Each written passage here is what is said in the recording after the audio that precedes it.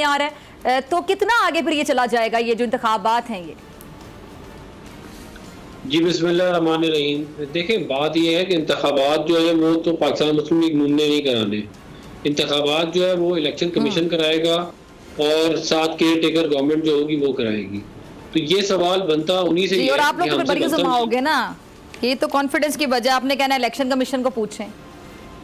नहीं तो काम ही जब उनका है, पाकिस्तान मुस्लिम लीग नून का काम ही नहीं है इलेक्शन कराना, तो आप उनसे तो उसका सवाल पूछ भी नहीं सकते ना। जिसके पास इख्तियार है उसी की अकाउंटेबिलिटी होगी ना। हमने तो नहीं ना बैलेट पेपर प्रिंट कराने, ना मैनेज करना है, ना जो है वो स्टाफ को लेना है, ना IT सिस्टम को लगाना है। जिन्होंने करना है आप उन्हीं से पूछ सकते हैं। लेकिन मेरा तौर पे ख्याल ये है कि पाकिस्तान का आइन जो है वो 90 दिन से आगे जाने की इजाज़त देता नहीं है, और वो 90 दिन जो है वो 8 या 10 नवंबर को बनते हैं। तो उससे आगे जाना जो है वो मेरे उसके अंदर दानिश के अंदर बहुत मुश्किल मुझे नज़र आ रहा है। और मेरा ये ख्याल है कि इंशाल्लाह अक्टूबर के एंड तक या नवंबर के पहले हफ्ते में इलेक्शन हो जाएंगे।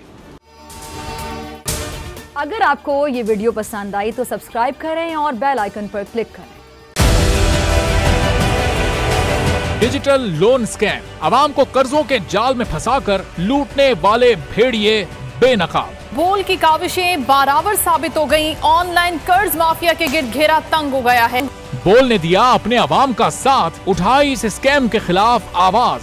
बोल की डिजिटल लोन स्कैम के खिलाफ आगाही मुहिम की सबसे बड़ी ट्रांसमिशन 59% आवाम ने देखी अपनी स्क्रीन पर, क्योंकि बोल है पाकिस्तान का नंबर 1 न्यूज चैनल। सब्सक्राइब करें और बेल दबाएं ताकि कोई खबर रह न जाए।